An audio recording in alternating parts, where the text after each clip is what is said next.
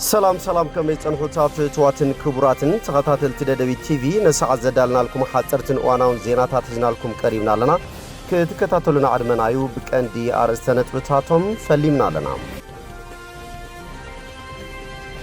كاب كتما مغلس 60 كيلومتر رحقات من قطقاط مريت كم زغاطمه تغليصوم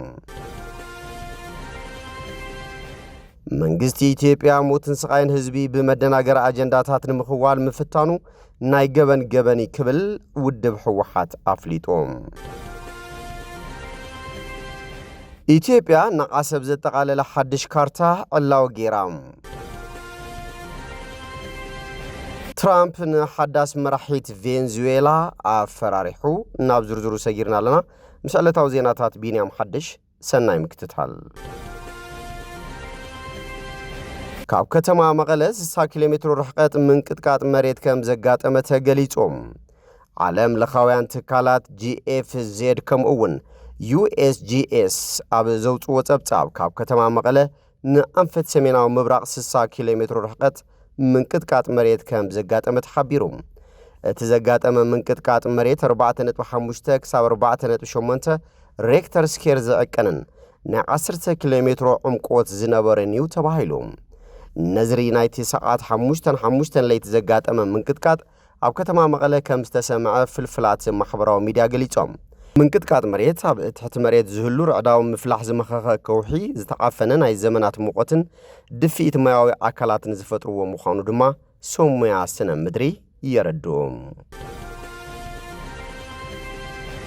መንግስቲ ኢትዮጵያ ሞትን ስቃይን ህዝቢ በመደናገር አጀንዳታት ንምኽዋል ምፍታኑ ናይ ገበን ክብል ውድብ ህወሓት አፍሊጡ ብሰንኪ ወረርቲ ካብ መረበቱ ተመዛቢሉ ኣብ ማእኸላት መዕቆብ ውሽጢ ዓድን ስደትን ዝነብር ህዝብና ብሕማምን ጥሜትን ይሃልቀሎ ዝበለ ሰሙናዊ መልእኽቲ ህወሓት መንግስቲ ኢትዮጵያ ድማ መቐጸልታ እቲ ስምምዕ ፕሪቶሪያ ብምጥሓስ ኣብ ልዕሊ ህዝብና ዘካይዶ ዘሎ ሰላሕታዊ ጆኖሳይድ ይቕጽለሉ ከም ዘሎ ሓቢሮም መንግስቲ ኢትዮጵያ ስምምዕ ፕሪቶሪያ ከይትግበር ሓኒቁ ብምሓዝ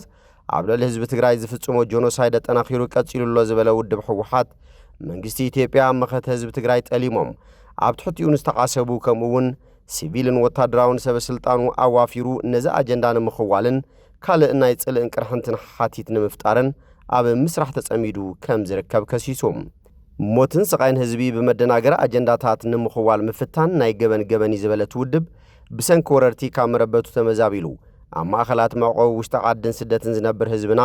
ብሕማምን ጥሜትን ይሃልቅ ከም ዘሎ ሓቢሮም እቲ ውድብ ኣብ ዘውፅኦ ሰሙናዊ መልእኽቱ ብጥሜትን ሕማምን ዝሃልቅ ዘሎ ህዝብና ኣብ ከመይ ዝበለ ዝኸፍአ ኩነታት ከም ዝርከብ ማሕበረሰብ ዓለም ክርዳን እጃሙ ክዋፃእን ዘኽእል ርብርብ ምድሓን ህይወት ይካየደሎ ዝበለ ውድብ ህወሓት መንግስቲ ኢትዮጵያ ድማ መቐጸልታትን ስምምዕ ፕሪቶሪያ ብምጥሓስ ኣብ ልዕሊ ህዝብና ዘካይዶ ዘሎ ሰላሕታዊ ጆኖሳይድ ይቕጽለሉ ክብል ገሊጾም ማሕበረሰብ ዓለም ነዚ እናባእሰ ዝኸይድ ዘሎ ሞትን ስቃይን ህዝብና ከይርዳእን ዘላቂ መፍትሒ ምምጻእ እጃሙ ከይዋፃእን መንግስቲ ኢትዮጵያ ብኻልእ አጀንዳ ንምድንጋርን ነቲ ኣብ ሓደጋ ዝርከብ ህዝብና ህጹጽ ሰብኣዊ ሓገዝ ከይግበር ኣብ ምዕንቃፍን ኣብ ምኽልካልን ተጸሚዱ ይርከብ ክብል ከሲሶም ህዝቢ ትግራይን ህወሓትን ከምቲ ደጋጊሞም ዝገለጽዎ እቲ ኣብ ፕሪቶሪያ ዝተበጽሐ ስምምዕ ዘላቂ ምቁራጽ ተኽሲ ናብ ዘላቂ ሰላም ክሰጋገር እምበር መፈጸሚ ካልእ መልክዕ ጆኖሳይድ ክኸውን ኣይግባእን ዝበለ ውድብ ህወሓት መንግስቲ ኢትዮጵያ ግን ኣብ ክንዲ ነቲ ዝተበጽሐ ስምምዕ ምትግባር ካልእ መልክዕ ጆኖሳይድ ንምቕጻል ኣብ ዝኽእሎ ሽርሕታትን መደናገሪ አጀንዳታትን ተጸሚዱ ከም ዝርከብ ሓቢሩ መንግስቲ ኢትዮጵያ ሕጂ እውን ስምምዕ ፕሪቶሪያ ካብ ምጥሓስ ተቆጢቡ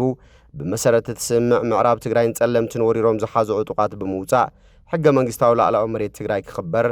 ኣብ ትሕቲ ወረርቲ ዝሳቐ ዘሎ ህዝብና ሓራ ክወፅእ ብጥሜትን ሕማምን ዝሃልቕ ዘሎ ህዝብና ውሕስንኡ ተሓልዩ ናብ መረበቱ ተመሊሱ ዘላቂ ህልውንኡ ክረጋገጽ ግቡእ ክዋፃእ ይግባእ ክብል ገሊጹሎም ብተወሳኺ ማሕበረሰብ ዓለም ድማ ነዚ ኣብ ማእኸላት መዕቆቢ ብጥሜትን ሕማምን ዝሃልቕ ዘሎ ህዝብና ብኻልኦት መደናገርታ አጀንዳታት ንምኽዋል ብመንግስቲ ኢትዮጵያ ዝግበር ዘሎ ወፍሪ መቐጸልታቲ ኣብ ልዕሊ ህዝቢ ትግራይ ዝፍጸም ዘሎ ጆኖሳይድ ምዃኑ ብምርዳእ ህልቂት ህዝብና ከበቅዕ እጃሙ ክዋፃእ ይግባእ ክብል ወሲኹ ጻውዒት ተቕሪብሎም ኢትዮጵያ ንዓሰብ ዘጠቃለለ ሓድሽ ካርታ ዕላው ጌራም ኣብ ስነ ስርዓት ምረቓ ሓደሽ ሰልጠንቲ ኣሃዱ ፍሉይ ስርሒት ኢትዮጵያ ሒዞም ዝመጹ ናይ ኢትዮጵያ ካርታ ንዓሰብ ዘጠቓለለን ንላዕላውነት ኤርትራ ዝደፈረን ምዃኑ መዘራረብ ኮይኑሎም እቲ ኣብ እዋን ስነ ስርዓት ምረቓ ሰራዊት ኢትዮጵያ ዝወፀ ካርታ ኢትዮጵያ ካብ ደሴት ዳህላክ ክሳብ ራስ ዱሜራ ዘጠቓለለ ቦታታት ዝሓዘ ካርታ እዩ ኢትዮጵያ ኣብ ቀረባ እዋን ኣብ ልዕሊ ሃገረ ኤርትራ ተኸታታሊ ዝኾነ ናይ ቀይሕ ባሕሪ ኣፍ ደገ ይግባአን እናበለት ምጽናሓ ዝፍለጥ እዩ ዛጊድ ድማ ብዕሊ ኤርትራ ኣካል ኢትዮጵያ ከም ዝኾነት ሰበስልጣን ብልጽግና ሕንኽ ከይበሉ ምዝራብ ጀሚሮም ኣለዉ እዚ ድማ ውጥረት ኢትዮ ኤርትራ ካብቲ ዝነበሮ ዝያዳ ክኽርሮ ከም ዝኽእል ተሰጊኡሎም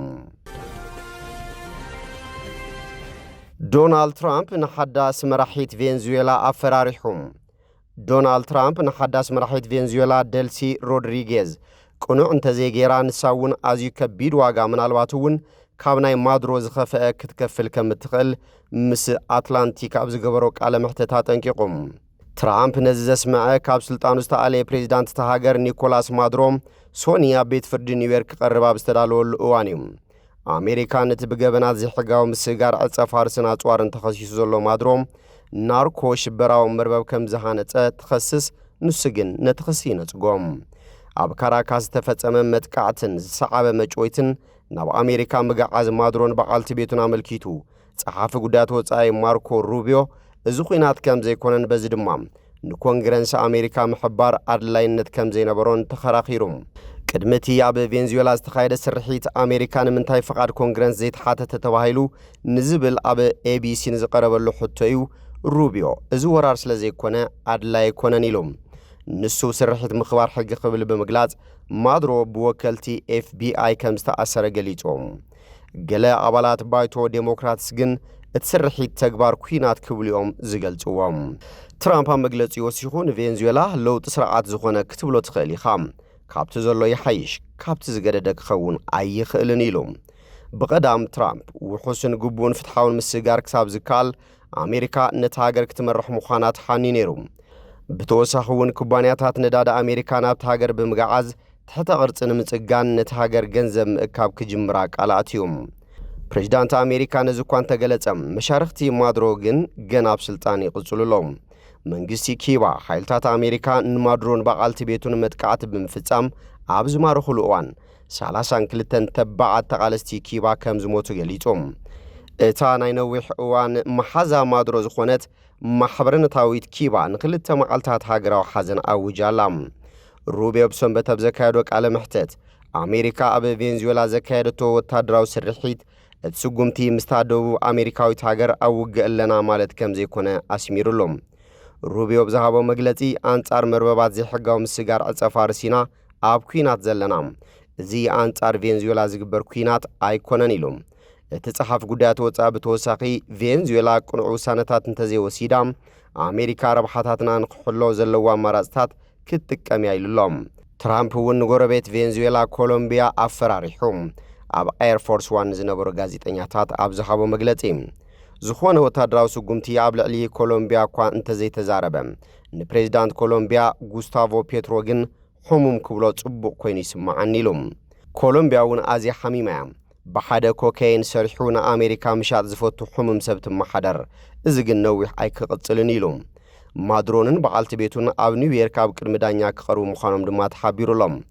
ኣብ ዝሓለፈ 10 ዓመታት ኣብ ላቲን ኣሜሪካ ዝተኻየደ ተራእዩ ዘይፈልጥ ወታደራዊ ስርሒት ኣብ ካራካስ ተማረኸ መራሒ ቬንዙዌላ ብሰንበት ብኣየር ናብ መርከብ ዩኤስኤስ ኢዎ ጂማ ቀጺሉ ናብ መደበር ሓይሊ ባሕሪ ጋንታናሞ ኪባ ኣብ መወዳእታ ድማ ብኻልእ ነፋሪት